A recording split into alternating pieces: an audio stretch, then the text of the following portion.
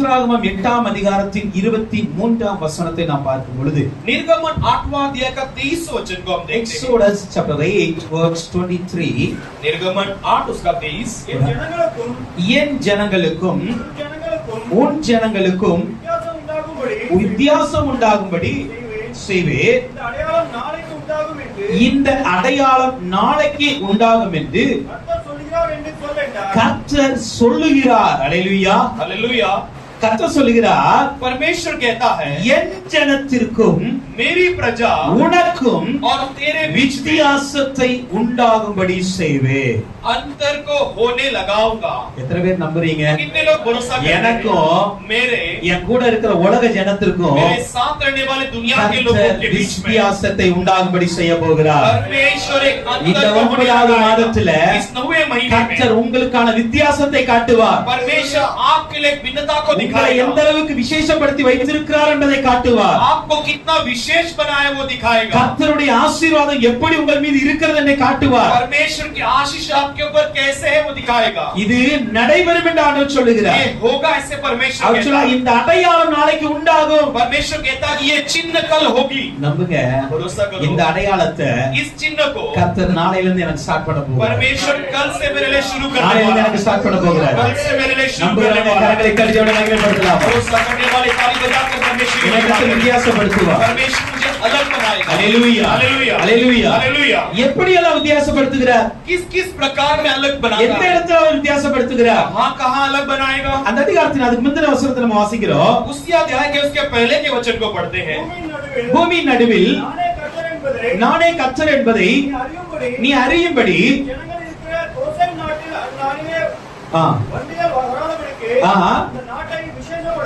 Gosson நாட்டை விசேஷப்படுத்துவார்.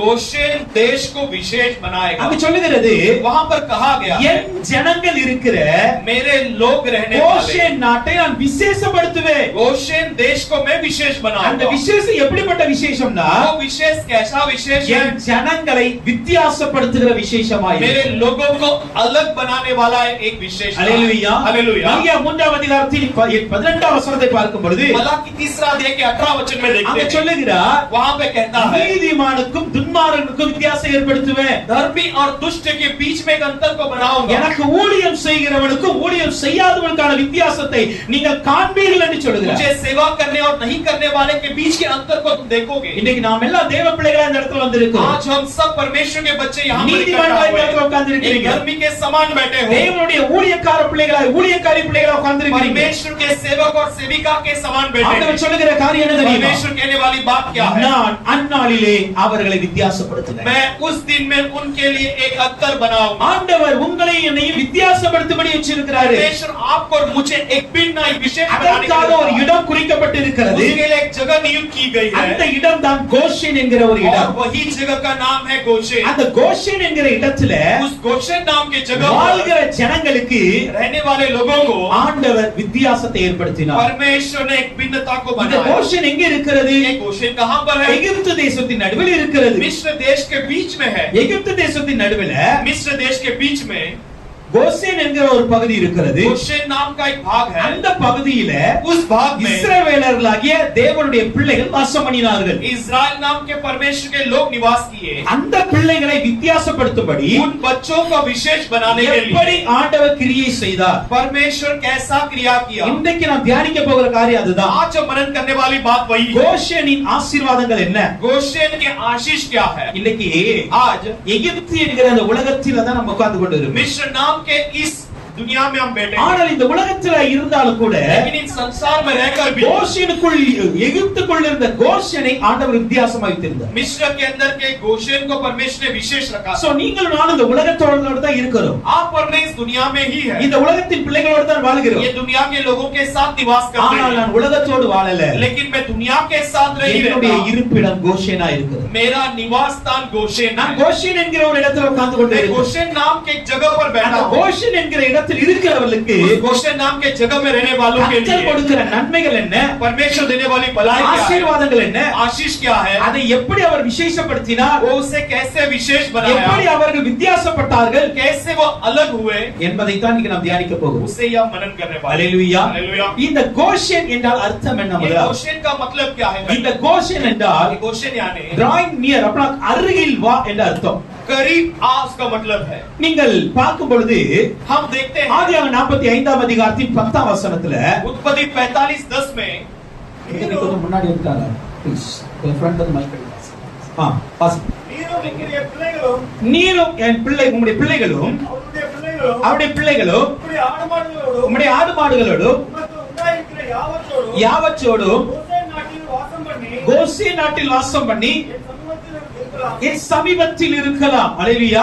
அப்ப Goshen என்றால் तो गोशेन यानी சமீபமாய் இருப்பது, करीब रहना, அருகில் வருவது. पास आना। ஆண்டவர் இன்னைக்கு நம்மிடத்தில் விரும்புகிற காரியம் என்ன தெரியுமா? आज परमेश्वर हमारे पास क्या நான் चाहते உன்னை हैं? ஆசீர்வதிக்க வேண்டும், मैं तुझे आशीष நான் करना உன்னை है, மேன்மைப்படுத்த मैं வேண்டும், तुझे उन्नति देना நான் உன்னை है, விசேஷப்படுத்த मैं வேண்டும், तुझे विशेष இந்த बनाना है, ஜனங்களுக்கு உங்களுக்கான வித்தியாசத்தை காட்ட வேண்டும். मैं इन लोगों और तेरे बीच के एक भिन्नता को दिखा। அப்படி காட்ட வேண்டும் என்றால் ऐसे दिखाना है तो நீங்க அப்பாவுக்கு அருகில வரணும். आप पिता के करीब आना है। நீங்க அப்பாவுக்கு அருகில வரணும், आप पिता के करीब आना இயேசுவுக்கு है, அருகில வரணும். यीशु के करीब आना நீங்க है। தூரமா இருக்கிற வரைக்கும் आप जब तक दूर रहोगे உங்களுக்கும் உலகத்திற்கும் வித்தியாசம் தெரியாது. आपका और दुनिया के बीच में कोई फर्क नहीं रहेगा। நீதிமானுக்கும் துன்மார்க்கனுக்கும் வித்தியாசம் தெரியாது. धर्मी और दुष्ट के बीच में फर्क नहीं पता நீங்க चलेगा। உலகத்தோடு இருக்கிற வரைக்கும் आप जब तक संसार के साथ हो, உங்களுக்கான வித்தியாசத்தை தேவன் கொடுக்க முடியாது. आपको एक नए फर्क को परमेश्वर नहीं दे सकता। எல்லா தேசத்திலும் பஞ்சம், सारे देश में अकाल, ஆனால் அந்த பஞ்சத்தின் நடுவில் लेकिन उस अकाल के बीच ஒரு में தேசம் மாத்திரம் வித்தியாசப்பட்டு இருக்கு. केवल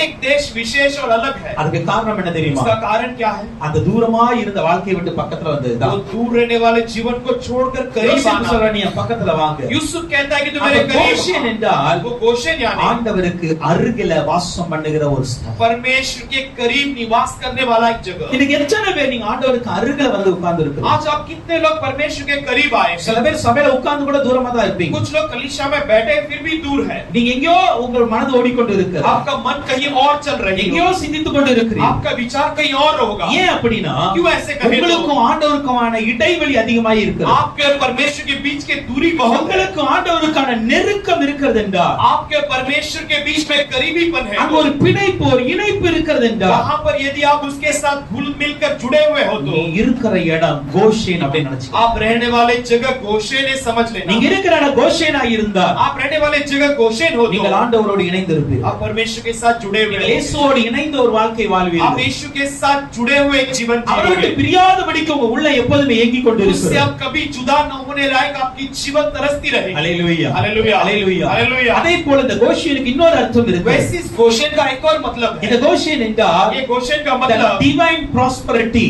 ये एक जो है देवत्व, एक उन्नति है। ஒரு தெய்வீக செழிப்பு நிறைந்த இடம். एक देवत्व, एक उन्नति भरी है।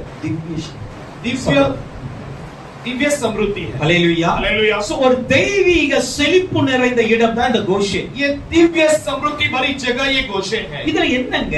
ये क्या है? எகிப்து எல்லா தேசத்துல பஞ்சம் இருக்கும்போது எகிப்துல பஞ்சம் வரல.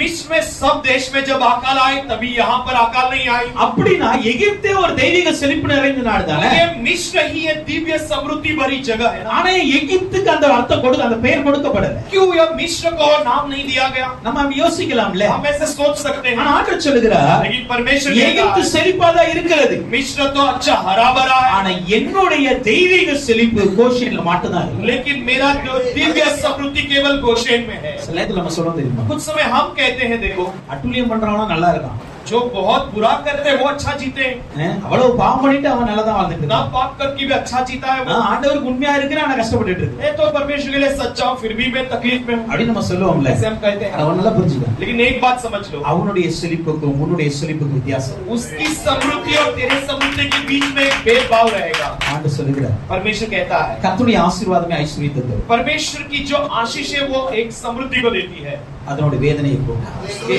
साथ वो अपनी पीड़ा ஒரு को नहीं மனுஷனுடைய வாழ்க்கையில मिलाता। கர்த்தருடைய ஆசீர்வாதம் இருந்தா एक मनुष्य के जीवन परमेश्वर की आशीष हो तो அங்க வேதனை இருக்காது, वहां पर वेदना नहीं होगी, கண்ணீர் இருக்காது, वहां पर आंसू नहीं होगी, துக்கம் இருக்காது. पीड़ा नहीं होगी। ஆனா இந்த உலகம் கொடுக்கிற ஆசீர்வாதம் கூட்டிய வேதனையும் கொடுக்குது. लेकिन दुनिया देने वाले आशीष के साथ ये पीड़ा दुख दर्द அவன் வாழ்க்கையில சமாதானம் இருக்காது, उसके जीवन में शांति அவன் नहीं வாழ்க்கையில रहेगी, நிம்மதி இருக்காது, उसके जीवन में कभी आनंद नहीं எப்போதும் होगा, கண்ணீரோட தான் வாழ்ந்துகிட்டு இருப்பான், हमेशा आंसू में जीते रहेगा, எப்போதுமே குடும்பத்துல சமாதானம் இல்லாம வாழ்ந்து கொண்டு இருப்பான். हमेशा परिवार में बिना शांति के அதுக்கு रहेगा। காரணம் என்ன தெரியுமா? इसका कारण क्या है? அவன் எகிப்தின் செழுமையை பெற்று और இருக்கிறான், जो एक मिस्र के सारे चर्बीले ஆனால் கோஷேனின் செழுமை இன்னும் வரல. लेकिन गोशेन की समृद्धि अंदर இன்னைக்கு नहीं आई। தேவப்பிள்ளையாகிய உங்களுக்கு எகிப்தின் செழிப்பு வேண்டுமா? கோஷேனின் आज செழிப்பு வேண்டும். परमेश्वर के लोग आपके लिए मिस्र की समृद्धि चाहिए या इजराइल की समृद्धि இந்த चाहिए? எகிப்தாகிய இந்த உலகம் உங்க ஆசீர்வதிக்கும், ये मिस्र ना ये मिस्र जो है दुनिया आशीष करेगी, இந்த உலகம் உங்களுக்கு செழிப்பை ये கொடுக்கும், दुनिया तुम्हें समृद्धि देगी, இந்த உலகம் உங்களை நல்ல உயர்த்தும், ये दुनिया आपको अच्छा ऊंचा இந்த करेगी, உலகம் உங்களுக்கு நல்ல பணத்தை கொடுக்கும். ये दुनिया आपको अच्छा पैसे देगी, ஆனா அதோடு கூட लेकिन उसके साथ நரகம் என்கிற வேதனையின் பின்னாடியே வச்சுக்கிட்டு இருக்கோம். नरक नाम के पीड़ा को भी साथ साथ पीछे அந்த लगी வேதனை உங்க பின்னாடி பின்தொடர்ந்து கொண்டே वो இருக்கும். पीड़ा भी आपके साथ साथ पीछे लगाता வசனம் है। சொல்லுகிறது, वचन कहती நீ है நன்மை செய்தால் உனக்கு மேன்மை இல்லையோ, तो भलाई करने पर तेरे लिए उन्नति नहीं நீ है क्या? தீமை செய்தால் பாவம் உன் வாசற்படியில் तो படுத்திருக்கும். बुराई करने पर जो है हानि तेरे द्वार पर बैठी रहेगी। தேவ பிள்ளைகளுடைய ஆசீர்வாதம் உலகத்தோடு இணைந்த ஆசீர்வாதம் அல்ல. परमेश्वर के लोगों की आशीष दुनिया के साथ जुड़ा हुआ தேவ नहीं है। பிள்ளைகளுடைய ஆசீர்வாதம் எகிப்தின் ஆசீர்வாதம் அல்ல. परमेश्वर के लोगों की आशीष मिस्र की आशीष नहीं है। எகிப்தின் ஆசீர்வாதம் எப்படி இருக்கும் தெரியுமா? मिस्र की आशीष कैसे होगी जानते हो? தூரத்துல இருந்து பார்க்க சொல்ல கர்த்தருடைய தோட்டத்தை போல இருக்கும், दूर से देखते समय परमेश्वर के बाग के समान होगा, ஆனா உள்ள போனா அது சோதம் கொமோராவா लेकिन இருக்கும். अंदर जाने के बाद वो सोदोम गमोरा होगी। அல்லேலூயா. அல்லேலூயா. அதுதான் இந்த உலகம் உனக்கு கொடுக்கிறது. यही ये दुनिया आपको देती है। இந்த உலகத்தின் பின்னாடி அலைந்து கொண்டிருக்கீங்களே, ये दुनिया के पीछे आप भागते தூரத்துல हो। இருந்து பார்க்க சொல்ல கர்த்தருடைய தோட்டம் போல ஏதேன் போல உங்களுக்கு செழிப்பா இருக்கிறது दूर से உங்களுக்கு. देखते समय परमेश्वर के बाग एदेन के समान दिखाई ஆனா देगा, உள்ள போனா தான் தெரியும், लेकिन अंदर जाने के बाद पता लगेगा அக்னியினால் அழிக்கப்படுகிற சோதோம்ல நீங்க வாழ்ந்து अग्नि கொண்டிருக்கிறீங்க. के समान नाश करने वाले सोदोम में तुम जी சோதோம் रहे हो। கொமோராவின் ஆசீர்வாதங்கள் ஒரு நாள் அழிந்து போய்விடும். सोदोम गोमोरा की आशीष एक दिन नाश हो जाएगी। உலகத்தின் ஆசீர்வாதத்தை தேடி ஓடாத, दुनिया के आशीष को देखकर मत डरो। ஆண்டவருடைய ஆசீர்வாதம் தான் உனக்கு ஐஸ்வரியத்தை தரும். परमेश्वर की आशीष ही आपको धन दौलत அதுதான் देगी, சமாதானத்தை கொடுக்கும், वही शांति को दे அதுதான் सकती நித்திய है, ஜீவனுக்கான வழி. वही अनंत काल का जीवन का मार्ग அதை है। விட்டுட்டு उसे छोड़कर எனக்கு அந்த ஆசீர்வாதம் ஓடினீங்க मुझे அப்படின்னா वो आशीष चाहिए अगर दौड़ोगे உங்க பின்னாடியே आपके पीछे पीछे ஆண்டவருடைய ஆக்கினை தீர்ப்பு வந்து கொண்டே இருக்கும். परमेश्वर का दंड आते रहेगा, ஆக்கினை தீர்ப்பு வந்து கொண்டே இருக்கும். परमेश्वर का न्याय का दंड நான் आते வசனத்தை रहेगा। கேட்கிற ஒவ்வொரு புரிஞ்சு கொள்ளுங்க. वचन को सुनने वाले सारे लोग समझ लो, நீங்கள் எகிப்து கொடுக்கிற ஆசீர்வாதத்தை சுதந்திரிக்க போறீங்களா? आप मिस्र को दिए हुए आशीष को हासिल करोगे கோஷேனின் ஆசீர்வாதத்தை சுதந்திரிக்க या போறீங்களா? गोशेन की आशीष को हासिल करोगे? அல்லேலூயா. हालेलुया। இந்த கோஷேன் ஒரு சிறிய இடம்தான். ये गोशेन एक छोटा जगह है। எகிப்து என்கிற ஒரு பரந்த ஒரு தேசத்துல मिस्र नाम के एक फैले हुए இந்த जगह, கோஷேன் ஒரு சின்ன இடம்தான். ये गोशेन बहुत छोटा जगह ஆனா है, இந்த சின்ன இடத்தான விசேஷப்படுத்தி लेकिन ये வைக்கிறார். छोटे जगह को परमेश्वर ने विशेष बना நீ இருக்கிற இந்த இடம் சின்னதா இருக்கலாம், रहने वाले जगह छोटा நீ हो सकता பார்க்கிற है, வேலை சின்னதா இருக்கலாம், करने वाली नौकरी உன் छोटी हो குடும்பம் सकती சிறிய है, நிலையில இருக்கலாம். तेरा परिवार छोटापन में हो ஆனா सकता है, உங்களை ஆண்டவர் விசேஷப்படுத்தும் பொழுது எல்லாருக்கும் மேன்பாக மேன்மை அடைவீர்கள். लेकिन परमेश्वर जो तुम्हें विशेष बनाएगा वो सबसे இந்த बड़ा தேவ है। பிள்ளைங்க நம்பணும். ये परमेश्वर के लोग भरोसा இதை करना है। விசுவாசிக்கிறவர்கள் தேவனுடைய மகிமையை பார்ப்பீங்க. विश्वास करने वाले परमेश्वर की महिमा को நீங்க देखेंगे। நம்புங்க. आप भरोसा நான் करो, கொஞ்சம் தான் படிச்சிருக்கிறேன், मैं थोड़ा पढ़ा எனக்கு लिखा அந்த हूं, வேலை சரியில்லை, मेरे लिए सही नौकरी நான் नहीं பார்க்கிற है, ஆபீஸ்ல எனக்கு சரியான உயர்வு இல்ல, मैं देखने वाले दफ्तर में मेरे अच्छी எனக்கு उन्नति சரியான नहीं है, ஞானம் இல்ல, मुझे सही ज्ञान என் नहीं है, குடும்பத்தின் நிலை எளியதுதான். मेरा परिवार का स्थिति बहुत छोटा है, ஆனால் ஒன்று நான் நம்புறேன், लेकिन एक बात को मैं எங்க भरोसा करता ஆண்டவர் हूं, मेरा எனக்கு परमेश्वर கோஷேனின் ஆசீர்வாதத்தை தரும் பொழுது मुझे गोशेन के आशीष को देते समय முழு எகிப்து திரும்பி பார்க்கத்தக்கதான ஆசீர்வாதம் पूरा செயல்படாது. मिस्र मुड़कर देखने लायक वो आशीष को देगा। எல்லா எகிப்திலும் திரும்பி பார்த்தான். सारे मिस्र मुड़कर என்னப்பா என் வீட்டுல அழிவு வருது, கோஷேன் அழிவு வரல. मेरे घर पर विनाश है, लेकिन गोशेन में विनाश नहीं है। அல்லேலூயா. हालेलुया। கோஷேனின் ஆசீர்வாதத்தை நம்புதல். गोशेन के आशीष को भरोसा, ஆண்டவர் கொடுக்கிற ஆசீர்வாதத்தை நம்பு. परमेश्वर देने वाले आशीष को அந்த भरोसा, ஆசீர்வாதத்துக்கு பின்னாடி ஓடிப்போ. उस आशीष के पीछे दौड़ कर जाओ। வாழ்க்கை ரொம்ப அழகா இருக்கும். तेरा जीवन बहुत सुंदर உங்க रहेगा, வாழ்க்கை நீங்க எதிர்பார்த்ததை விட அழகா இருக்கும். आपका जीवन आपने सोचा उससे बढ़कर रहेगा। ஓகே, இந்த கோஷேனுடைய ஆசீர்வாதங்கள் அல்லது நன்மைகள் எப்படி இருக்க போகுது? ये गोशेन के भलाई या आशीष कैसे होने நம்ம वाला பார்த்தோம் தெரியுமா? आपने देखा, ஆதியாகமம் 45:10 சொல்லுகிறது, उत्पत्ति 45:10 में कहता है, நீங்கள் உங்கள் பிள்ளைகள் எல்லாரும் சேர்ந்து आप आपके सारे बच्चे मिलकर என் சமீபத்துல வந்து நீங்க வாசம் பண்ணுங்க. मेरे पास आकर निवास करना। கோஷேன் எப்படிப்பட்ட இடம் தெரியுமா? गोशेन कैसा देश है? ஆண்டவரோடு உறவாடுகிற ஒரு இடம். परमेश्वर के साथ रिश्ता बिताने वाली जगह, divine relationship in Goshen.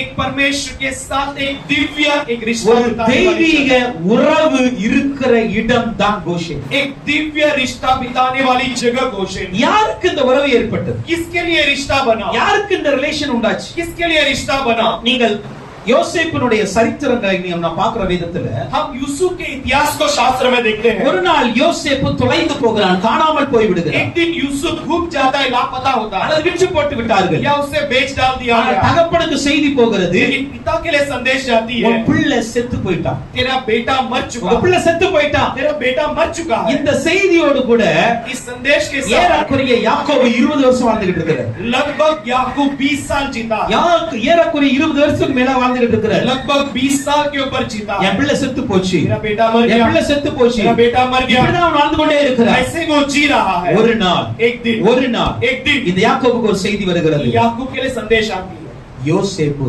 சாகல, உயிரோட இருக்கிறான். यूसुफ मरा नहीं, जीवित है। யாக்கோபுக்கு அந்த நியூஸ் வந்த உடனே याकूब को जैसे वो संदेश आई, யாக்கோபுடைய ஆவி உயிர்ப்பிக்க ஆகிறது. याकूब का जीवन चिलाया जाता என்ன है। தெரியுமா? क्या जानते हो? மரித்து போனவன் என்று எண்ணப்பட்ட யோசேப்பு जो मर गया कर सोचने वाला यूसुफ, என்றைக்கு தன்னை உயிரோடு இருக்கிறான் என்று காட்டினானோ जिस दिन अपने जीवित दिखाया, அன்னைக்கு அவர் சொல்லுகிறார், उस दिन वो कहता है, நான் உயிரோட இருக்கிறேன், मैं जीवित हूँ, நீங்க எல்லாம் என் பக்கத்துல வந்து வாசம் பண்ணுங்க. आप सब मेरे करीब आकर निवास करें। அல்லேலூயா. हालेलुया। நீங்களும் நானும் आप और मैं மரித்து போன இயேசுவோடு உறவு வைக்கல. मरे हुए यीशु के साथ रिश्ता नहीं மரித்து बिताते। போன இயேசு உங்களை அழைக்கல. मरे हुए यीशु तुम्हें नहीं बुलाता। மரித்தே மரித்தே मरा ஆனா சதா காலமும் உயிரோட இருக்கிறேன் என்று சொன்ன இயேசு தான் சொல்றாரு, நீங்க என் பக்கத்துல வந்து உட்காருங்க. लेकिन सदा के लिए मैं जीवित हूं कहने वाला यीशु कहता कि मेरे करीब आकर बैठो। அல்லேலூயா, हालेलुया, அல்லேலூயா. हालेलुया। யாக்கோபு சொல்றார், याकूब कहता है, நான் பாதாளத்துக்கு இறங்க போகிறேன், मैं अधोलोक में उतरने நான் वाला हूं, துக்கத்தோடு சாக मैं போகிறேன், दुख के साथ நான் मरने वाला हूं, வியாகுலத்தோடு मैं बने दुख शोक के साथ, வியாகுலத்தோடு मैं शोक के நான் साथ பாதாளத்துக்கு போக मैं போகிறேன். अधोलोक में जाने वाला हूं, நரமயிறு मेरी जो सफेद बाल வியாகுலத்தோடு போக போகுது. शोक के साथ जाने वाली இதை है। சொல்லிக் கொண்டு அழுது கொண்டு இருந்தார். इसे कहते हुए रो रहा था। ஆவியை இழந்து எல்லாத்தையும் இழந்து உட்கார்ந்து அந்த யாக்கோபை आत्मा को खोकर सब कुछ खोकर बैठे याकूब के लिए யோசேப்பு சொல்றாரு, यूसुफ कहता है, நீர் உன் பிள்ளையும் வந்து என் கூட வாசம் பண்ணு. आप और आपके बच्चे मेरे पास आकर निवास करो। அல்லேலூயா. हालेलुया। எத்தனை பேர் இந்த இடத்துல ஆண்டுடைய உறவை இழந்து போய் நிக்கிறீங்க? कितने लोग यहाँ पर परमेश्वर के रिश्ते को खोकर எத்தனை बैठे பேர் हैं? ஆண்டுடைய ஆவியை இழந்து போய் कितने நிக்கிறீங்க? लोग परमेश्वर की आत्मा को खोकर எத்தனை बैठे பேர் हैं? ஆண்டோடு இருந்த நல்ல ஒரு ஐக்கியத்தை இழந்து போய் परमेश्वर நிக்கிறீங்க? के साथ के अच्छे मेल मिलाप को खोकर இந்த बैठे हैं। 9வது மாதத்துல ये 9वें महीने எங்களுக்கு ஆண்டவர் ஒரு அறைகூவல் விடுகிறார். आपको परमेश्वर एक बात कहता ஆண்டவர் है, ஒரு வார்த்தை சொல்லுறாரு, परमेश्वर एक बात कहता है, நீ நீ ஆவியை இழந்து போன வேண்டாம், तू आत्मा को खोया நீ हुआ உறவை नहीं है, இழந்து போன तू வேண்டாம். रिश्ते को खोया हुआ ஆனா है। ஒண்ணு நல்லா புரிஞ்சுக்க, लेकिन एक बात को समझ ले, இன்னைக்கு நான் உயிரோட தான் இருக்கிறேன், आज मैं जीवित हूँ, இன்னைக்கு நான் உயிரோட தான் இருக்கிறேன். आज मैं जीवित हूँ, நீ என் பக்கத்துல வா, मेरे पास நீ आ, என் பக்கத்துல வா, तू मेरे पास நான் आ, உனக்கு கோஷேனின் உறவை मैं தரேன். तुझे गोशेन के जीवन இந்த को देने गोशेन वाला ले, हूं। इस गोशेन நானு में நீ ஒண்ணா வாசம் பண்ணணும். आज मैं और तू निवास அந்த இடத்துல इस जगह पर யோசேப்பு பெரிய அதிகாரி, यूसुफ एक बड़ा अधिकारी யோசேப்பு है। அந்த தேசத்தின் தலையில ஒரு பிரதான மந்திரியா உட்கார்ந்து கொண்டு இருக்கிறார். यूसुफ उस देश के एक प्रधान जगह पर बैठा, ஆனா அவர் என்ன சொல்றாரு தெரியுமா? लेकिन वो क्या कहता என் है, குடும்பத்தெல்லாம் கூட்டிட்டு வாங்க, मैं परिवार को सब लेकर आऊं, நான் அந்த பிரதான மந்திரி இதுல இருக்க போறது இல்ல, मैं वो प्रधान जगह पर नहीं रहने அந்த वाला, இடத்துல இருக்க போறது இல்ல, उस पद पर नहीं நான் रहूंगा, உங்களோட வாசம் பண்ண लेकिन போறேன். मैं तुम्हारे நான் साथ உங்களோட निवास வாசம் பண்ண करूंगा, போகிறேன். मैं तुम्हारे साथ இன்னைக்கு निवास இங்க करूंगा। ஏசப்பா आज मेरा यीशु पिता சிங்காசனத்துல இருக்கிறாரு, सिंहासन பரலோகத்துல में சிங்காசனத்துல இருக்கிறாரு. स्वर्ग में ஆனா सिंहासन அவர் என்ன में சொல்றாரு தெரியுமா? वो क्या कहता நான் है, சிங்காசனத்துல இருந்து நான் உன்னை கூப்பிடலப்பா, मैं सिंहासन में से तुझे नहीं நீ बुलाता, இருக்கிற இடத்துல நானும் வந்து வாசம் பண்ண நான் உன்னை तू கூப்பிடுறேன். रहने वाले जगह पर मैं நீ आकर இருக்கிற निवास இடத்துல நான் வந்து வாசம் பண்ணுவேன், मैं तेरे रहने நீ वाले இருக்கிற जगह पर இடத்துல நான் निवास உன்னோட பேசுவேன், रहने वाले जगह நீ இருக்கிற இடத்துல நான் पर உன்னோட சந்திப்பேன். रहने वाले जगह पर आकर मुलाकात करूंगा। Just என்ன பண்ணு, கோஷன் என்கிற இடத்துக்கு மட்டும் வா. केवल गोशेन नाम के जगह தேவ पर சமூகத்துக்கு உன்னால டெய்லி வர முடியுமா? परमेश्वर के समूह में तो हर दिन आ सकता தேவ है क्या? பிரசன்னத்துக்கு உன்னால டெய்லி வர முடியுமா? परमेश्वर की उपस्थिति में तो आ உங்களால सकता है, டெய்லி ஜெபிக்க முடியுமா? तो हर दिन प्रार्थना कर सकता है क्या? நீங்க உட்கார்ந்தீங்கன்னா तो आप बैठने அந்த पर இடத்தை கோஷனா என்று மாற்றுவார். उस जगह को परमेश्वर गोशेन बना, அது உங்க வீடா கூட இருக்கலாம், आपका घर हो அது உங்க सकता है, காலேஜா கூட இருக்கலாம், आपका कॉलेज हो அது நீ सकता வேலை பார்க்குற ஆபீஸா கூட है, இருக்கலாம், आप नौकरी करने वाला அது நீங்க दफ्तर हो सकता है, ஆராதிக்கிற ஆலயமா கூட இருக்கலாம். आराधना करने वाली ये भवन हो सकती நீங்க है। ஆண்டவரை தேடி ஒரு இடத்துக்கு இடத்துக்கு வந்துட்டீங்கன்னா आप परमेश्वर को ढूंढ कर एक என் जगह पर ஆண்டவர் आके பரலோக சிங்காசனத்தை விட்டு உங்களுக்காக இறங்கி मेरा வந்திருக்காரு. परमेश्वर स्वर्ग का सिंहासन நமக்காக இறங்கி வந்திருக்காரு. उतर कर आ உங்களோட जाएगा, உறவாட விரும்புவாரு. हमारे साथ रिश्ता உங்களோட बिताएगा, உறவாட விரும்புவாரு. हमारे साथ रिश्ता அப்ப बिताएगा। என்ன சொல்றாரு தெரியுமா? क्या कहता है? எனக்கு உன்னுடைய உறவு வேணும். मुझे तेरा रिश्ता चाहिए, எனக்கு உன்னோட அன்பு வேணும். मुझे तेरा प्रेम நான் உன்னை चाहिए, அதிகமா நேசிக்கிறேன். मैं तुझसे बहुत प्रेम லூக்கா करता 19 हूं। அதிகாரத்தில் 10 வசனம் சொல்லுகிறது, लूका 19:10 कहती है, இழந்து போனதை தேடவும் खोए हुए को ढूंढने ரட்சிக்கவுமே और उद्धार करने மனுஷகுமாரன் இந்த உலகத்திற்கு வந்தார். मनुष्य का पुत्र इस दुनिया में आया। உன்னை இழந்தவனா விட்டுட்டு போக இயேசு கிறிஸ்துக்கு வரல. तू जो खोया उससे छोड़कर जाने नहीं आया। நீங்க தூரம் போயிட்டீங்க. आप दूर चले விலகி गए, தான் போயிட்டு இருக்கிற. तुम दूर गए हो। ஆனா ஆண்டவர் அப்படியே விட்டு போகல. परमेश्वर वैसे छोड़ने ஆண்டவர் नहीं आया। சொல்றாரு, परमेश्वर कहता நான் है, மறுபடியும் உன்னை என் பக்கத்துல கூப்பிடணும். मैं फिर से तुझे अपने करीब நீ में தூரமா बुलाऊंगा। இருக்கிறவன நான் பக்கத்துல சேர்க்கணும். तुम दूर है, तुझे मैं अपने करीब बुलाता हूं। எபேசியர் 2:13 அப்படிதான் சொல்லுகிறது. इफिसियों 2:13 वैसे நீங்கள் कहती है, தூரமா இருந்த உங்களை அவர் சமீபமாக்கினார். दूर रहने वाले तुम्हें उसने करीब बनाया।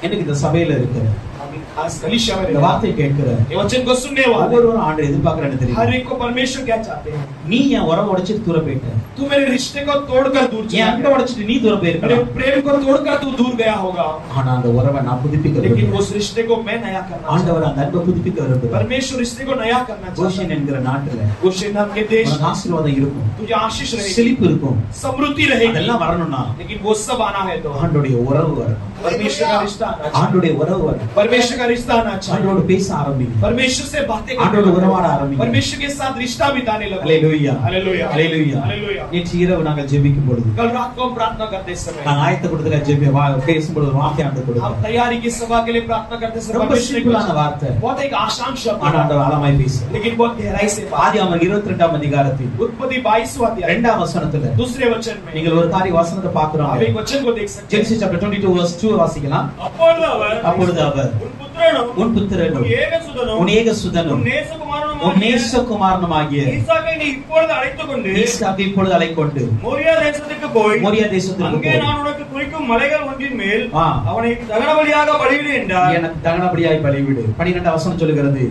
எனக்காக ஒப்புக்கொடு. 12 वचन कहते हैं कि मेरे लिए सौंप, எனக்காக தான் பலியிடு. मेरे लिए तू उसे सौंप दे। யார பலியிடணும்? इसे बलि चढ़ा। அநாட்டு சொல்றாரு, परमेश्वर कहता உன் है குமாரன், तेरा बेटा, your son, तेरा बेटा, உன்னுடைய குமாரன். तेरा बेटा। அடுத்து சொல்றாரு, अगला वो कहता है உன்னுடைய ஏகபுத்திரன், तेरा एकलौता your बेटा, only one son, तेरा एकलौता உன்னுடைய बेटा, ஒரே ஒரு மகன். तेरा एकलौता बेटा। அடுத்து சொல்றாரு, वो कहता நீ है நேசிக்கிற மகன்.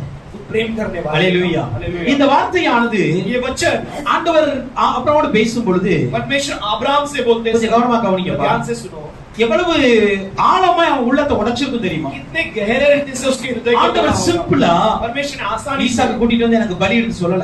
ईसाक को लेकर मुझे बलि चढ़ाने அப்படி का சொல்லி இருந்தா ऐसे कहा होता ஆபிரகாமுக்கு अब्राहम ஈசாக்குக்கும் ஆபிரகாமுடைய உறவின் ஆழம் புரிந்திருக்காது. अब्राहम और ईसाक के रिश्ते के गहराई को नहीं समझ ஆனால் पाया। ஆபிரகாமுக்கு ஈசாக்கு ஒரு மகத்துவமான உறவு இருக்கிறது. लेकिन अब्राहम और ईसाक के बीच में एक उन्नति भरी रिश्ता அந்த था। ரிலேஷனை வந்து उस रिश्ते को ஆண்டவர் ரொம்ப டீப்பா ஆழமா சொல்றாரு. परमेश्वर बहुत गहराई से ரொம்ப बताता है, அழுத்தி சொல்றாரு. बहुत जोर जबरदस्ती என்ன कहता சொல்றாரு है। தெரியுமா? क्या कहता है? உன்னுடைய குமாரன் तेरा बेटा। ஈசாக்கு ஆண்டவர் தான் ஆபிரகாம் கொடுத்தாரு. ईसाक को परमेश्वर ने अब्राहम को दिया, ஆனா கொடுத்தவர் சொல்ல ஏன் குமாரனை கொண்டு வா लेकिन சொல்றாரு. देखकर ये नहीं पूछा कि मेरे बेटे को लेकर, உன்னுடைய குமாரனை கொண்டு வா. तेरे बेटे को लेकर, உன்னுடைய குமாரனை கொண்டு வா. तेरे बेटे को लेकर என்ன आ। அர்த்தம் தெரியுமா? इसका मतलब क्या है? எந்த குமாரனை நீ எனக்குன்னு சொல்றியோ அதை எனக்கு தா அப்படி. जिस बेटे को तू अपना कहता है कि उसे मेरे लिए दे दे। நம்ம சொல்றோம் தெரியுமா, இட்ஸ் மைன் அப்படின்னு சொல்றோம் हम தெரியுமா? कहते देखो मेरा है, he is mine அப்படிமோ. वो मेरा है he is कहते mine हैं, ன்னு சொல்லுவோம். वो मेरी है कहते எதை हैं। எனக்குன்னு சொல்றீங்களோ அதை ஆண்டவர் கொடுக்க சொல்றாரு. जिससे तुम अपने लिए कहते हो परमेश्वर उसे ही मांगेगा। எதை நீங்க உங்க வாழ்க்கையில जिससे तुम अपने जीवन में இவன் எனக்குரியவன் இவள் எனக்குரியவன் ये சொல்றீங்க. मेरा है, ये मेरी है कहते இந்த हो, பொருள் எனக்குரியதான், ये वस्तु मेरा இதை है, நான் யாருக்கும் கொடுக்க ये மாட்டேன் मैं किससे नहीं दूंगा। அப்படின்னு நம்ம எதுல ரொம்ப அட்டாச்சா இருக்கிறோமோ, हम जिस बातों में बहुत जुड़े हुए हैं, ஆபிரகாம் அப்படிதான் அட்டாச்சா இருந்தாரு. अब्राहम वैसे जुड़ा हुआ था। 100 வயசுக்கு அப்புறம் ஒரு பிள்ளை. 100 साल के बाद एक बेटा। ஆபிரகாம் அந்த ஈசாக்கை எவ்வளவு கொஞ்சிருப்பார். तो अब्राहम ने उस ईसा को कितना लाड प्यार அந்த किया। பிள்ளையை விட்டுட்டு வீட்டை விட்டு வெளியே போயிருக்க மாட்டார். उस बच्चे को घर पर छोड़कर दूर भी नहीं रखा, அட்டாச்சா இருந்துட்டு இருக்காரு. इतना उसके साथ जुड़ा हुआ होगा। ஹalleluya हालेलुया ஹalleluya. हालेलुया। ஏன்னா இவ்வளவு வருஷத்துக்கு அப்புறம் கிடைச்சிருக்கு. इतने साल के बाद இனி பிள்ளை பிறகுமான்னு தெரியாது. इसके बाद बच्चा होगा, ஒரே ஒரு பிள்ளை தான். एक ही बच्चा है। அந்த பிள்ளைய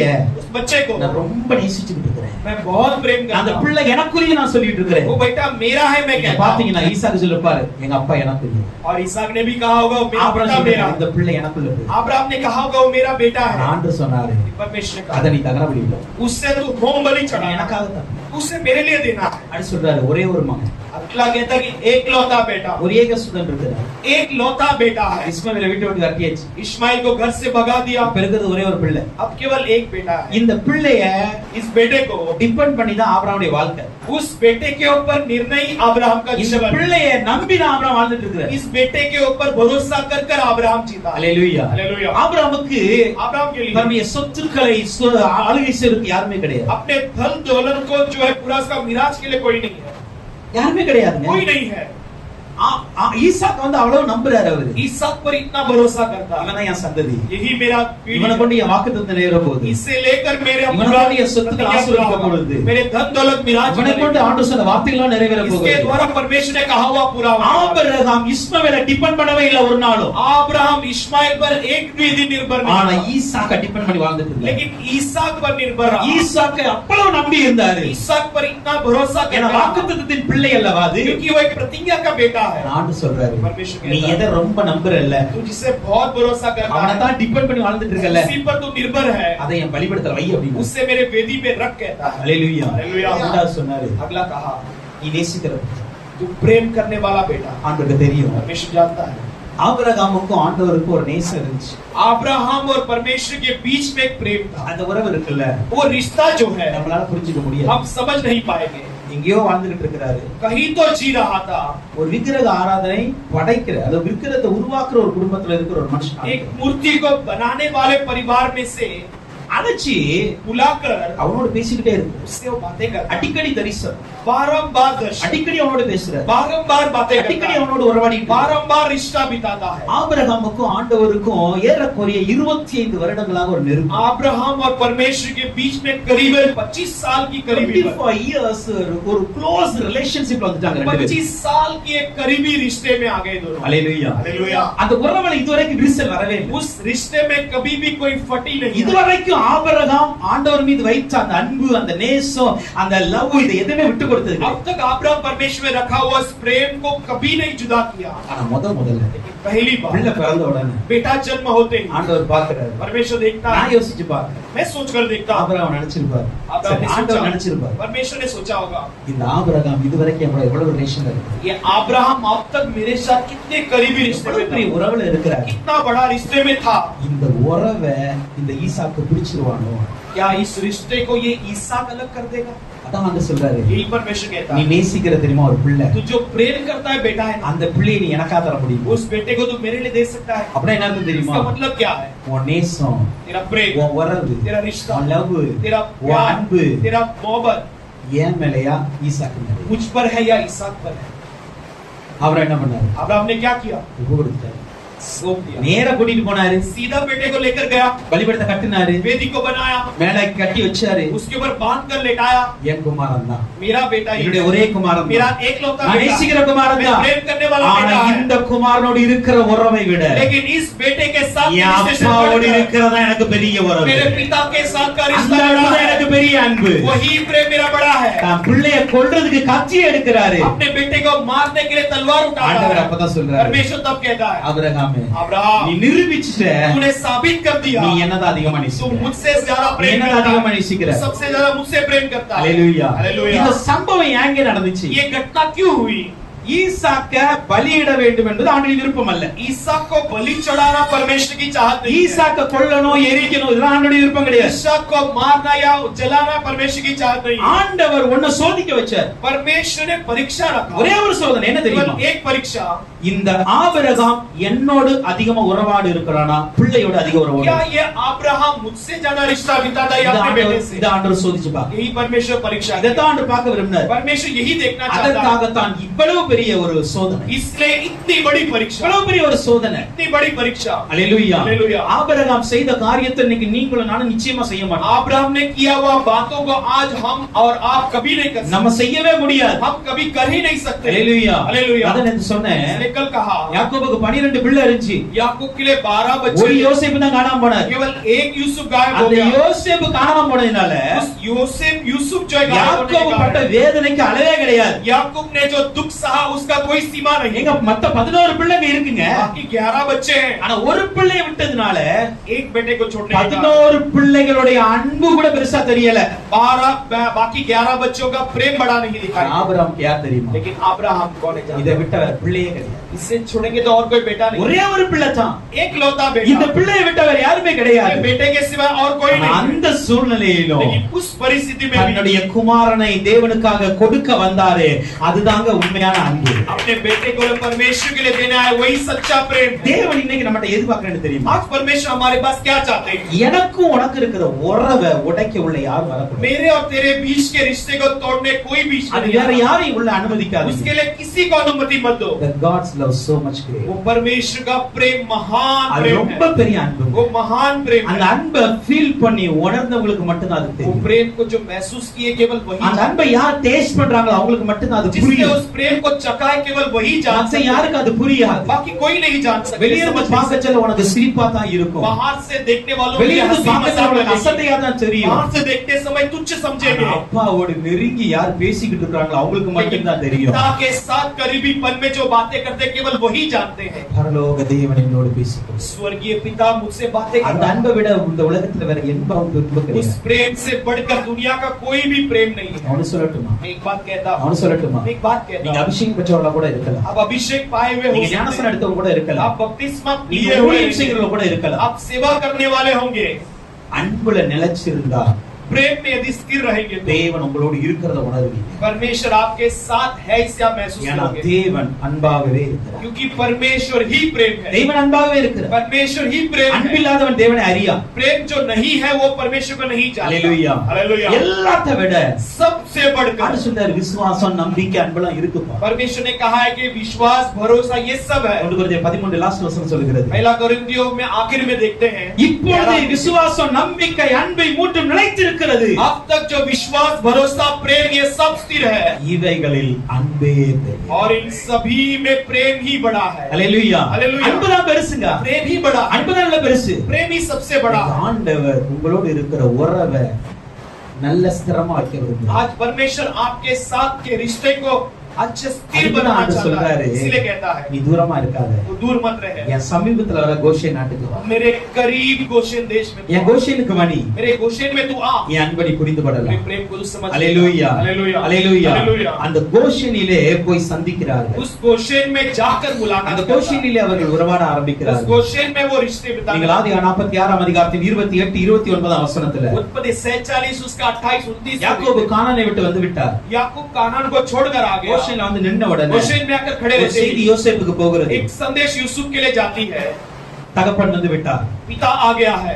சகோதரலாம் வந்துட்டாங்க. भाई सब आ गए அவங்க हैं। பிள்ளைகளா வந்துட்டாங்க. ये बच्चे सब आ गए हैं। யோசேப்பு கோசேனிலே வந்து தன்னுடைய தகப்பனை சந்தித்தார். यूसुफ गोशेन में आकर अपने पिता से தன்னுடைய मुलाकात குடும்பத்தை சந்தித்தார். अपने परिवार से मुलाकात किया। கோஷேனில தான் சந்திப்பு உண்டு. गोशेन में ही मुलाकात है। கோஷேனில தான் உறவு உண்டு. गोशेन में ही रिश्ता है। ஹalleluya. हालेलुया। இத்தனை வருடங்களாய் பிரிந்து கிடந்த தாய் தகப்பன் பிள்ளை என்கிற உறவு इतने साल से बिछड़ा हुआ बेटे पिता का एक रिश्ता கோஷேனிலே மறுபடியும் உருவாக गोशेन में फिर से बनने लगती இன்னைக்கு है। தேவ பிள்ளைகளே आज परमेश्वर के உங்கள் लोग பரம தகப்பன் அதான் எதிர்பார்க்கிறார். आपका स्वर्गीय पिता यही चाहते हैं। உங்களோடு அன்பு செய்ய விரும்புகிறார். आपसे वो प्रेम करना உங்க चाहते அன்பை हैं। நீங்க ஆண்டவருக்கு காட்டுங்க. आप अपने प्रेम को परमेश्वर को दिखाओ। ஆண்டோடைய அன்பை நீங்க புரிஞ்சிட்டீங்க அப்படின்னா परमेश्वर के प्रेम को यदि आप समझ गए तो இந்த உலகத்துல எந்த அன்பையும் நீங்க தேட மாட்டீங்க. ये दुनिया में किसी भी प्रेम को आप नहीं வாலிப ढूंढोगे। சகோதர சகோதரன் நான் சொல்றேன். जवान भाई बहनों के लिए நீ मैं ஆண்டோடைய कहता हूं, அன்பை நேசிச்சு பாரு, புரிஞ்சு பாரு. तू परमेश्वर के प्रेम को तू ஆண்டோடைய समझ அன்புக்குள்ள ले। நீ வாழ்ந்து பாரு. परमेश्वर के प्रेम में तू जी இந்த कर ले। உலகத்துல எந்த அன்பும் உன் கண்ணுக்கு முன்னாடி வராது. ये दुनिया का कोई भी प्रेम तुम्हारे सामने नहीं எந்த आएगा। அன்பும் உன் உள்ளத்துல வராது.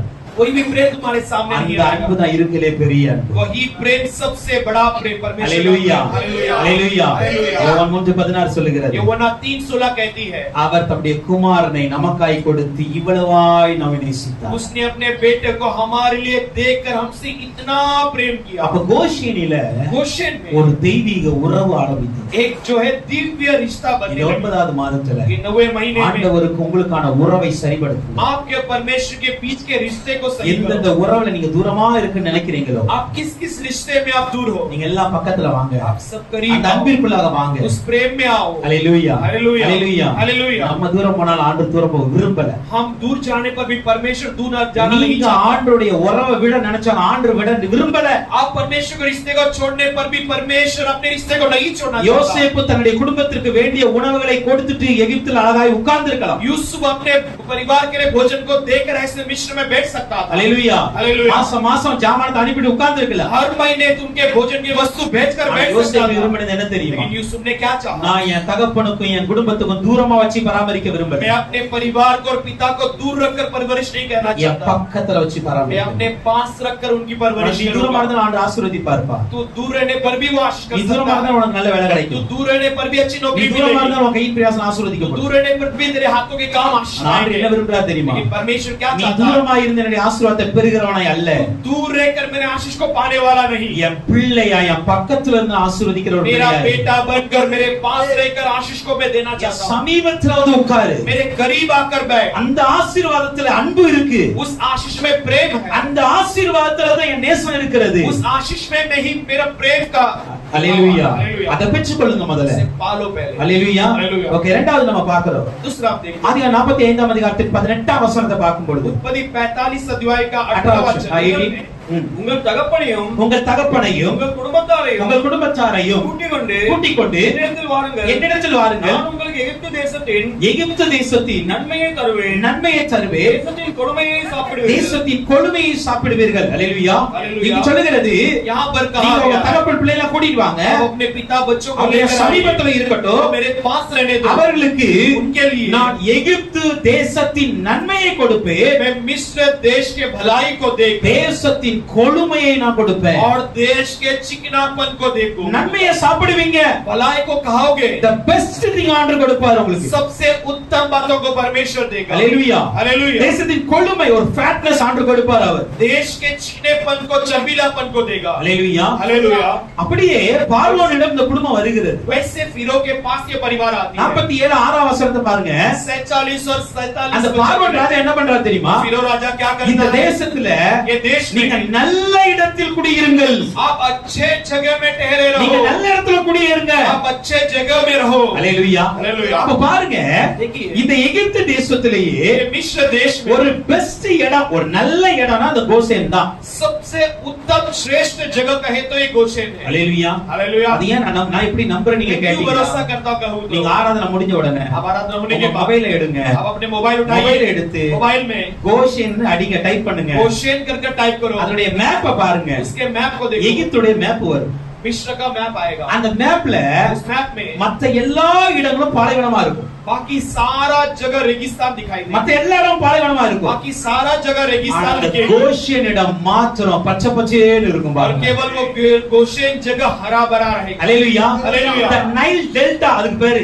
उसका नाम क्या है? Nile delta. ஏன்னா நைல் ரிவர், அந்த நைல் நதி அந்த எகிப்துல பாய்கிறது. क्योंकि वो नाइल की नदी जो मिस्र में बहती ஆனா है, பாய்ந்து वो बहकर எந்த இடத்தில் சேருகிறதோ जिस जगह पर जुड़ती அந்த है, டெல்டா பகுதியில தான் இந்த கோஷேன் இருக்கிறது. डेल्टा जगह पर ये गोशेन देश இந்த है। கோஷேன் தான் எகிப்திலே செழிப்பான பகுதி. ये गोशेन मिस्र में सबसे समृद्धि वाली இருக்கிற जगह, பெஸ்ட் பிளேஸ் இந்த கோஷேன் தான். सबसे जो सबसे श्रेष्ठ जगह है गोशेन। ஹalleluya. हालेलुया। வந்தது जो आया ஆகாரத்தை, ஒரு தானியத்தை வாங்க வந்தாங்க. केवल ये भोजन को लेने के लिए, धान्य को लेने ஆண்டவர் आए। கொடுத்த இடம் எப்படிப்பட்ட இடம் लेकिन தெரியுமா? परमेश्वर दिया हुआ जगह कैसा அந்த है? தேசத்திலேயே பெஸ்டான ஒரு இடத்தை वो கொடுத்தார். देश में सबसे उत्तम जगह को दिया। ஹalleluya. हालेलुया। ஆண்டவரை நம்பி அவர் பக்கத்துல வாங்க. परमेश्वर के भरोसा कर उसके करीब आओ। எல்லாத்த விட பெஸ்ட் ஆண்டவர் உங்க வாழ்க்கைய வைப்பார். सबसे श्रेष्ठ परमेश्वर आपके நீங்க जीवन में, தேசத்தின் நன்மையை சாப்பிடுவீங்க. आप देश के भलाई को खाओगे, இருக்கையிலே நல்ல செழிப்பான வாழ்க்கை நீங்க வாழ்வீங்க. सबसे श्रेष्ठ एक जीवन आप जी सकते ஏன்னா हो, தெய்வீக ஒரு ஆசீர்வாதத்தை ஆண்டவர் கொடுப்பார். क्योंकि एक दिव्य ஒரு தெய்வீக செழிப்பு உங்க வாழ்க்கையில இருக்கும். एक दिव्य समृद्धि आपके जीवन में இந்த आई। இடத்துல इस जगह पर என்ன நடந்தது தெரியுமா? क्या हुई जानते हो? ஆதியாகமம் 47ஆம் அதிகாரத்தின் 47 20 21 வசனத்தை பார்க்கும் பொழுது इसका 20-21 वचन में देखते இந்த हैं, பஞ்சத்தின் நிமித்தமாக इस अकाल के कारण எல்லா ஜனங்களும் நிலங்களை விட்டுட்டு போறாங்க. सारे लोग अपने जमीन को बेचकर जाते हैं। எல்லாரும் நிலத்தை வித்து கொடுக்கறாங்க. सब अपने जमीन को बेचकर फिरौ को देने लगे। 27 வசனம் மட்டும் வாசிங்க. 27 वचन को पढ़ेंगे. எகிப்து தேசத்தில் உள்ள எகிப்து தேசத்தில் உள்ள கோசேன் நாட்டிலே குடியிருந்தார்கள். கோசேன் நாட்டில் இஸ்ரவேலர்கள் குடியிருந்தார்கள். அங்கே நிலங்களை கையாட்சி செய்து என்ன பண்ணாங்களா? நிலங்களை கையாட்சி செய்து மிகவும் பழுகி பெருகினார்கள். மிகவும் பலுகி பெருகினார்கள். அல்லேலூயா. அல்லேலூயா. என்ன அர்த்தம் தெரியுமா? इसका मतलब क्या है? சொந்த நாட்டுக்காரன் நிலத்தை வித்துக்கிட்டு இருக்கிறான். जो खुद का जिसका देश वो अपने जमीन बेच रहा है. எகிப்தியர்கள் தங்களுடைய நிலத்தை வறுமையின் காரணமாக பார்வோனுக்கு வித்துக்கிட்டு இருக்கிறார்கள். मिस्री अपने जमीन को उस अकाल के कारण फिरो को बेच रहे हैं. ஆனா வெளியிலிருந்து வந்த அயல் நாட்டுக்காரன் நிலத்தை வாங்கிக்கிட்டு இருக்கிறான். लेकिन बाहर से आए हुआ देश वाला उस जमीन को खरीद रहा है. கோசேனின் ஆசீர்வாதம் எப்படிப்பட்டது தெரியுமா? गोशेन का आशीष कैसी है देखो. உன்னிடத்திலிருந்து எடுப்பதல்ல, உனக்கு இருக்கிறத கொடுத்துக்கிட்டே இருப்பார். அதான் तेरे கோசேனின் पास के ஆசீர்வாதம். निकालना नहीं लेकिन तुझे और भी देते रहेगा. ये நீங்க गोशेन का நம்புங்க, आशीष. अब भरोसा நீங்க करो, விசுவாசிங்க. विश्वास करो. இந்த இடம் கோஷேனா இருந்தா, ये जगह यदि गोशेन நீங்க हो, கோஷேன்ல வாழ்கிற மனிதர்களா இருந்தா, आप गोशेन में रहने वाले मनुष्य हो நீங்க तो இருக்கிற இடத்துல சொந்த வீட்டாண்டு கொடுப்பார். आप रहने वाले जगह में खुद के घर को परमेश्वर சொந்த देगा. இடத்தாண்டு கொடுப்பார். खुद के जमीन को देगा நீங்க ஆண்டவர்ட்ட ஒண்ணே ஒண்ணு சொல்லுங்க, आप அப்பா. परमेश्वर से केवल एक बात நான் कहो, இடத்தை விக்கிறதுக்கு வரல, இடத்தை வாங்குறதுக்கு मैं வந்தேன். जमीन को बेचने नहीं आया, जमीन को खरीदने ஏன்னா आया. கோஷேனின் ஆசீர்வாதங்கள் விற்பதல்ல, வாங்குவது. क्योंकि गोशेन की आशीष बेचना नहीं खरीदना. அல்லேலூயா. அல்லேலூயா. அப்ப இந்த பார்க்க ஒரு செழிப்பான இடத்துல இருந்து तो देखिए समृद्धि भरी அந்த जगह में இடத்தை रहेगा. கையாட்சி செய்வதனால் சுதந்திரமாக்கி கொண்டார்கள். उस जगह को उन्होंने हड़प लिया, यानी कि उससे अपना मिराज बना लिया. சுதந்திரமாக்கி கொண்டார்கள். उससे अपना मिराज बना लिया. சோ இன்றைக்கு நீங்க இருக்கிற இடத்தை சுதந்திரமாக்கணும். आज आप रहने वाले जगह को आपका मिराज நீங்க இருக்கிற बनाना. இடங்களை பகுதிகளை சுதந்திரமாக்கணும். आप रहने वाले जगह पे उसे अपना मिराज बना. அல்லேலூயா. हालेलुया. வாங்குன கைக்கு வரலன்னு சொல்றீங்களே, अब तक आप कहते हैं कि जो मेरे हाथ இந்த नहीं மாதத்துல आया, கை காண்டு கொடுப்பார். इस महीने में परमेश्वर आपके हाथों में देगा. அல்லேலூயா. हालेलुया. இதெல்லாம் வரல நினைக்கிறது கைக்கு இந்த क्या வாசம் क्या வரும். आपके हाथ नहीं आया वो ये महीने में நல்ல आएगा. வேலை வரும், अच्छा नौकरी நல்ல आएगी, தொழில் வரும், अच्छे धंधे நல்ல आएंगे, வீடு வரும், अच्छा घर நல்ல आएगा, ஆசீர்வாதம் अच्छा வரும். आशीष आएगी. எனக்கு ஆண்டவர் கோஷேனிலே செழிப்பை வைத்திருக்கிற நம்புகிறவங்க கரங்களை தட்டி தேவனை மகிமைப்படுத்துங்க. मुझे परमेश्वर ने गोशेन में समृद्धि को रखा हो कहने वाले अच्छे से ताली बजाकर परमेश्वर को महिमा The करेंगे. divine prosperity and blessing. एक दिव्य समृद्धि परमेश्वर ने रखा है. மூன்றாவது கோஷேன்ல என்ன இருக்கு? तीसरा गोशेन में क्या है? 45:11 வசனத்தை வாசிக்கலாம். उसका 45-15 वचन को 40 पढ़ेंगे. ஆதியாகமம் 45:16. 45 उसका 16 वचन पढ़ेंगे. 45-16 யோசேப்பின் சகோதரர் வந்தார்கள். யோசேப்பின் சகோதரர்கள் வந்தார்கள் என்கிற சமாச்சாரம் என்கிற 45:11. ஆமா 11 11. உமக்கும் உம்முடைய குடும்பத்தாருக்கும் உமக்கும் உம்முடைய குடும்பத்தாருக்கும் உமக்கு இருக்கிற யாவற்றிற்கும் உமக்கு இருக்கிற யாவற்றுக்கும் வறுமை வராதபடிக்கு வறுமை வராதபடிக்கு அங்கே உம்மை பராமரிப்பேன். அங்கே உம்மை பராமரிப்பேன். போதும். என்ன சொல்றாரு? वो क्या कहता है? கோசேனுக்கு வந்துட்டீங்களே, गोशेन में आप आ गए, என் பக்கத்துல வந்துட்டீங்களே, मेरे पास आ गए, என்னோட உறவாடிட்டீங்களே, मेरे साथ रिश्ता बिताने கோசேனை लगे. உங்களுக்கு நான் சொந்தமா கொடுத்துட்டேன்ல. मैं गोशेन को तुम्हें खुद के मिराज के रूप में दे दिया. ஆனா இப்ப என்ன நடக்குது தெரியுமா? लेकिन अब क्या होने वाली है? வறுமை வராதபடி பராமரிப்பேன். अकाल न आने लायक मैं परवरिश करूं. வறுமை வராதபடி ஆண்டவர் போஷிப்பார். अकाल न आने लायक, அல்லேலூயா. हालेलुया. வறுமை வராதபடி ஆண்டவர் நடத்துவாருங்க. अकाल न आने लायक चलाएगा. இந்த இஸ்ரவேல் ஜனங்களை ये इस्राएलियों को ஆண்டவர் எப்ப பிரித்தெடுத்தாரோ அன்னையில இருந்து அதிசயம் தான் செஞ்சார். परमेश्वर ने जब से अलग किया तभी से चमत्कार किया. 40 வருஷங்கள்ங்க 40 साल உழைக்காம சாப்பிட்ட ஒரு ஜனான இந்த இஸ்ரவேல் ஜனம். बिना मेहनत किए खाना क्या खाए कहे तो ये इस्राएली எங்க வேலையே பார்க்கல, काम ही नहीं किए, ஆனா டெய்லி சாப்பாடு கிடைச்சது. लेकिन हर दिन भोजन मिला. அப்படிதானே? ऐसा ही है ना? ஆ? இஸ்ரவேல் ஜனங்கள் வனாந்தரத்துல என்னைக்காவது வேலை செஞ்சாங்களா? इस्राएल लोग कभी रेगिस्तान में काम किए, என்னைக்காவது நெல்லை விதைச்சோம், கோதுமை விதைச்சாங்களா? कभी उन्होंने बीज बोया या कटनी किया, ஆனா மதுரமான தேனை போல ருசியுள்ள மன்னாவை டெய்லி சாப்பிட்டாங்க. लेकिन मधुर मीठा उस मद के समान स्वादिष्ट मन्ना को हर दिन खाए. ஆண்டவரை நம்பி நீங்க வந்துட்டீங்கன்னு வச்சுக்காங்களேன், अब परमेश्वर को भरोसा कर आ गए तो எதுவுமே இல்லாமலும் அதிசயம் நடந்துகிட்டே இருக்கும். कुछ न होने पर भी चमत्कार होती रहे. அல்லேலூயா. हालेलुया. திடீர்னு இறைச்சி வேணும் அப்படினாங்க. अचानक मटन आएगा कहे, அப்படியா?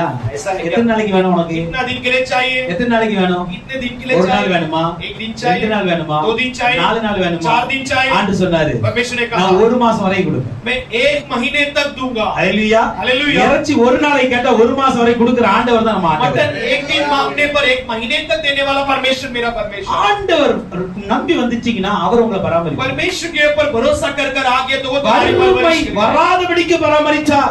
अकाल न आने लायक उसने परवरिश की. அல்லேலூயா. हालेलुया. 47ஆம் அதிகாரம் 12-13 வசனம் சொல்லுகிறது. 47 उसका 12-13 कहता தன்னுடைய है. குடும்பத்திற்கு ஆகாரம் அளித்து ஆதரித்து வந்தான் அவன். अपने परिवार के लिए भोजन को देखकर उनके सारे परवरिश करते आया। ஹalleluya हालेलुया ஹalleluya.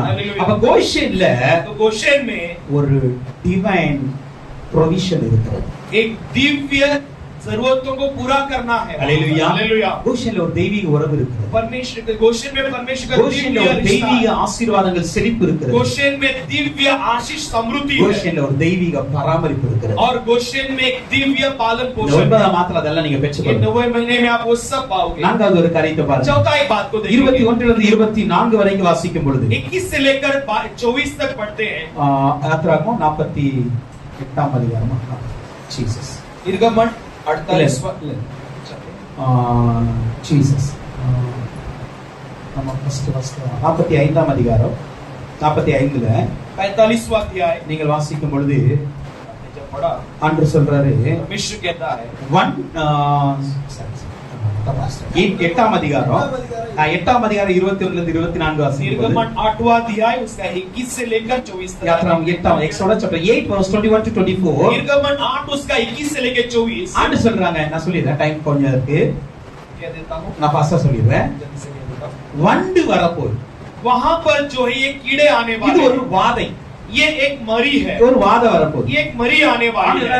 எல்லா எகிப்து தேசம் முழுவதும் வண்டுக்கள் வரப்போகுது. परमेश्वर कहता है कि सारे मिस्र में ये कीड़े आने वाले हैं। அப்படியே ஆண்டவர் வண்டுக்களை அனுப்புனார். वैसे परमेश्वर ने इन घासों को भेजा। ஆனா கோஷேன்ல மாத்திரம் लेकिन गोशेन में केवल வண்டுக்கள் வரவில்லை. ये डांसो नहीं आए। வண்டுக்கள் வரல. ये डांसो नहीं அதே आए। போல 9ஆம் அதிகாரத்தில் वैसे 9वें अध्याय ஜஸ்ட் में குறித்துக் கொள்ளுங்க. लिख लीजिए 9ஆம் அதிகாரத்தின் 9वें अध्याय में 3 லிருந்து 7 வரைக்கும் வாசிக்கும் பொழுது 3 से 7 तक पढ़ते हैं। எக்ஸோடஸ் chapter 9 verse 3 to 7 வரைக்கும் பாருங்க.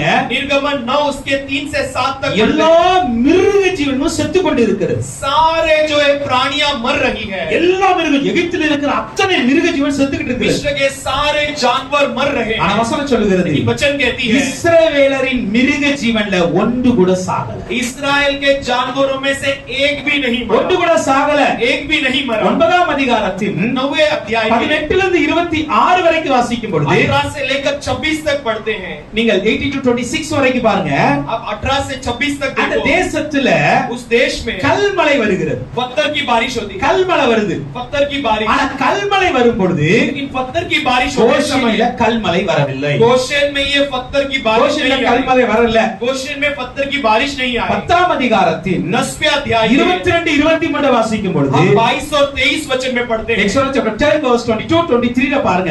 हम निर्गमन उसके 8 22 और 23 में देखते हैं। எகிப்து தேசம் எங்கும் இருள் வந்து விட்டது. पूरे मिस्र देश में अंधकार छा அப்படி गई ஒரு है। இருள்னா யாரும் பார்க்க முடியாது, எழுப்பி நடக்க முடியாது. ऐसा एक अंधकार यानी कोई देख नहीं सकते, उठकर அவ்வளவு चल नहीं பெரிய सकते। இருள் வருகிறது. इतनी बड़ा घोर ஆனா வசனம் अंधकार। சொல்லுகிறது वचन कहती है இஸ்ரவேலர் வாசஸ்தலங்களில் வெளிச்சம் இருந்தது. इस्राएल के निवास स्थान में एक प्रकाश थी। ஹalleluya. हालेलुया। 12ஆம் அதிகாரத்துல 12वें अध्याय की 29 20 30 வசனத்தை பார்க்கும் பொழுது 29 और 30 वचन को देखते chapter हैं। 12 verse 29 30 ல பாருங்க.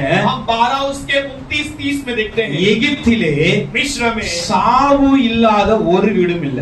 मौत के बिना एक भी घर नहीं। ஏன்னா ஆண்டவர் அந்த தலைச்சல் பிள்ளையை சங்கரித்தார். क्योंकि परमेश्वर ने उस पहले बेटों को मार रहा। அப்பனா எகிப்தில இருந்த அத்தனை வீட்டிலேயே அன்னைக்கு மரணம் இருந்தது. इसका मतलब मिस्र के सारे घरों पर एक मौत थी। ஆனா கோஷேன்ல ஒரு பிள்ளை கூட மரிக்கல. लेकिन गोशेन में एक भी बच्चा नहीं मरा। இதுதான் यही ஒரு தெய்வீக பாதுகாப்பு. यही एक दिव्य सुरक्षा। ஹalleluya. हालेलुया। ஆண்டவர் நம்முடைய பிள்ளைகளை பாதுகாக்கிறார். परमेश्वर हमारे बच्चों को ஒரு सुरक्षित रखता है। ப்ரொடெக்ஷன் பண்றார், ப்ரொடெக்ட் பண்றார் நம்ம பிள்ளைகளை. सुरक्षा देता है हमारे அது बच्चों के எப்படிப்பட்ட लिए। பாதுகாப்பு தெரியுமா? वो किस प्रकार का सुरक्षा அவர்களை है? சுற்றிலும் என்ன நடந்தாலும் அவர்களுக்கு சேதம் வராது. उनके चारों ओर कुछ भी हो जाए लेकिन उनको कभी हानि नहीं होगी। சுற்றிலும் வண்டுகள் வந்தது. ஆனா उनके கோஷேன்ல चारों வரல. ओर ढांसियां आई थी लेकिन गोशेन में नहीं आया। சுற்றிலும் கல்மழை வந்தது. चारों ओर पत्थर की बारिश हुई கோஷேன்ல கல்மழை வரல. लेकिन गोशेन में पत्थर का बारिश சுற்றிலும் नहीं। இருள் வந்தது. चारों ओर अंधकार आई கோஷேன்ல இருள் வரல. लेकिन गोशेन में अंधकार नहीं आया। சுற்றிலும் மரணம் வந்தது. चारों ओर मौत आई கோஷேன்ல மரணம். लेकिन गोशेन में मौत नहीं 9வது आई। மாதத்துல ये 9वें महीने में உங்களை சுற்றி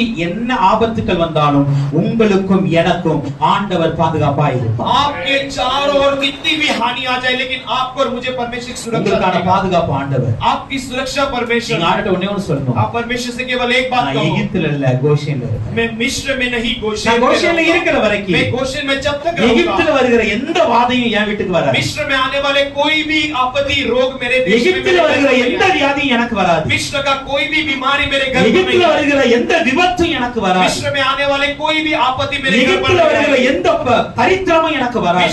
मिस्र में आने वाले कोई भी दरिद्रता मेरे घर पर नहीं ஏன்னா आएगी। நம்முடைய ஆண்டவர் क्योंकि हमारा அவருடைய परमेश्वर பிள்ளைகளை பாதுகாக்கிறவராய் वो अपने बच्चों को सुरक्षित रखता ஒரு है। டிவைன் ப்ரொடெக்ஷன் உங்களுக்கு இருக்கு. ये परमेश्वर का दिव्य ஒரு सुरक्षा आपके தெய்வீக साथ பாதுகாப்பு है। நமக்கு உண்டு. एक दिव्य सुरक्षा हमारे लिए है। அல்லேலூயா அல்லேலூயா. அல்லேலூயா. அல்லேலூயா. அப்ப ஒரு தெய்வீக உறவு உண்டாகிறது. तो एक दिव्य रिश्ता ஒரு बनता है, தெய்வீக ஆசீர்வாதம் உண்டாகிறது. एक दिव्य आशीष ஒரு बनती है, தெய்வீக பராமரிப்பு உண்டாகிறது. एक दिव्य पालक ஒரு पोषण தெய்வீக बनती है, பாதுகாப்பு உண்டாகிறது. एक दिव्य सुरक्षा बनती है। கடைசி அவனோட சொல்லி முடிக்கிறேன். आखिर में क्या कर யாத்திராகமம் 12ஆம் அதிகாரத்தில் निर्गमन 12वें अध्याय 1 to 11 வரைக்கும் வாசிக்கும் பொழுது 1 से लेकर 11 तक पढ़ते Just हैं। put the Exodus chapter 12 verse 1 to 11 வரைக்கும் பாருங்க.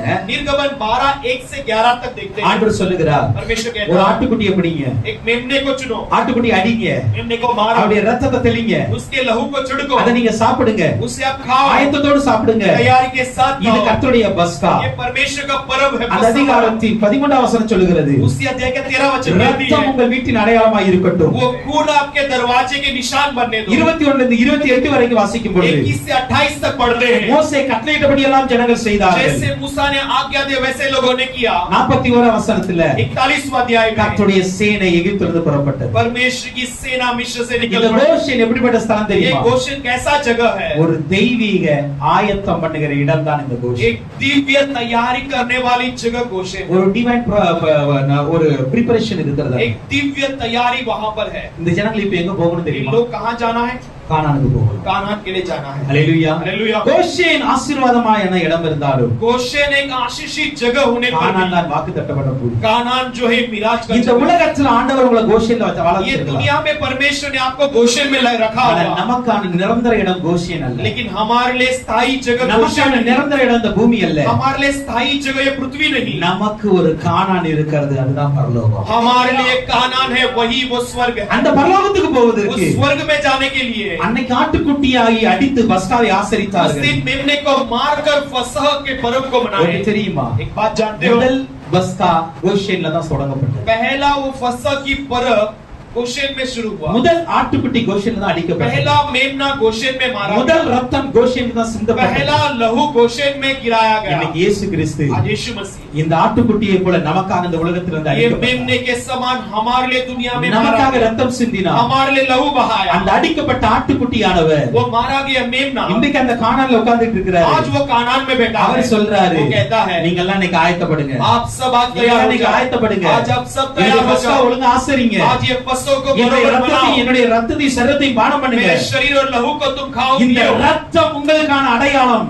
ये लहू तुम्हारे लिए एक चिन्ह இந்த है। ரத்தத்தை யாரு மூலி அந்த ரத்தத்துல யார் சுத்திகரிக்கப்பட்டிருக்கிறாங்க? ये लहू के द्वारा जो शुद्धिकरण पाए हैं, எவருடைய வஸ்திரங்கள் ரத்தத்தினால் தோய்க்கப்பட்டு இருக்கிறதோ जिनके वस्त्र ये लहू से धोए गए हैं, அவர்கள் பரலோகத்தில் என்னோடு கூட வாசம் वो பண்ணுவார்கள். स्वर्ग में मेरे साथ निवास இந்த करेंगे। கோஷேன் என்பது ये गोशेन உங்களை கானானுக்கு ஆயத்தப்படுத்துகிற இடம். आपको कानान के लिए तैयार இந்த करने वाली உலகத்தில் நீங்கள் जगह। வாழ்ந்து மரிப்பது தேவனுடைய சுத்தம் அல்ல. ये दुनिया में आप जीकर मरना परमेश्वर की चाहत नहीं है। எல்லாரையும் போல வாழ்ந்து எல்லாரையும் போல மரிக்கிறதுக்கு நம்மள மனுஷனா படைக்க வேண்டாம், மிருகமா படைச்சிருக்கோம். सबके समान जीकर सबके समान मरने के लिए मनुष्य बनाने की जरूरत नहीं। அது जानवर बना सकता ஆண்டவர் है, ஒரு மிருகமா ஒரு பறவையா படைச்சிட்டு लेकिन முடிச்சிருக்கலாம். परमेश्वर ने एक जानवर या पक्षी बनाकर छोड़ सकते थे। உங்களையும் என்னையும் ஆண்டவர் மனிதனாய் படைத்திருக்கிறார் என்றால், आपको और मुझे परमेश्वर ने एक मानव जाति அவருடைய बनाया சாயலை है। அவருடைய ரூபத்தை படைத்திருக்கிறார் उसने என்றால், अपने स्वरूप में अपने साए में बनाया அவருடைய है। ரத்தத்தை நமக்காக சிந்திருக்கிறார் उसके என்றால், लहू हमारे लिए गिराया அதற்கான ஒரு गया। நோக்கம் இருக்கிறது. उसके लिए एक मकसद है। அது என்ன நோக்கம் தெரியுமா? क्या मकसद है? இந்த கோஷேன் என்கிற இந்த உலகத்தில் ये இருந்து गोशेन नाम इस दुनिया से கானான் என்கிற பரலோகத்துக்கு அவனை கூட்டி कानान போகணும். नाम के स्वर्ग में तुझे ले கானான் जाना என்கிற है। பரலோகத்தினை ஆயத்தப்பட कानान नाम வேண்டும். के स्वर्ग के लिए இந்த तुझे ले கோஷேன், जाना है। ये गोशेन இந்த place of preparation, ये एक तैयारी की இது உன்னை जगह है। ஆயத்தப்படுத்துகிற ये இடம். तुझे तैयार करने இந்த वाली இடத்துல நீ जगह। ये ஆயத்தப்பட்டால் जगह में तैयार होने पर பரலோகத்திற்கு நீ வர முடியும். स्वर्ग में तू आ सकता வசனம் है। ரொம்ப தெளிவா वचन இருக்கிறது. सामर्थ्य से कहती है। இஸ்ரவேல் ஜனங்கள் போகும்பொழுது इस्राएल लोग जाते समय 51ஆம் வசனம் சொல்லுகிறது, 51वां वचन कहती அணி है, அணியாய் புறப்பட்டு போனார்கள். झुंड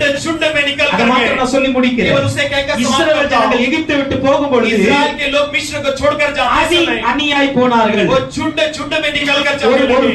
குரூப்பாக போனாங்க. वो झुंड झुंड में निकलकर जाने लगे। ஹalleluya हालेलुया ஹalleluya हालेलुया। ஒரே ஒரு வசனத்தை மட்டும் வாசித்து केवल முடிக்கலாம். एक वचन को पढ़कर समाप्त ஒன்று करेंगे। தெசலோனிக்கே 4ஆம் அதிகாரத்தில் पहला थिस्सलुनीके 4 अध्याय के 16 17 வசனத்தை उसका 16 17 वचन। First Thessalonians chapter 4 verse 16 and 17 पहला थिस्सलुनीके 4 उसका 16 17 எல்லாரும் வசனத்தை கவனமா கேளுங்க. इस वचन को ध्यान से ஏனெனில் கர்த்தர் தாமே ஆரவாரத்தோடு பிரதான தூதனோடு தூதனுடைய சத்தத்தோடு தேவ எக்காலத்தோடு வானத்திலிருந்து இறங்கி வருவார். அப்பொழுது கிறிஸ்துவுக்குள் மரித்தவர்கள் நல்லா புரிஞ்சுங்களா? அப்பொழுது கிறிஸ்துவுக்குள் மரித்தவர்கள் முதலாவது எழுந்திருப்பார்கள். இது ஒரு குரூப்.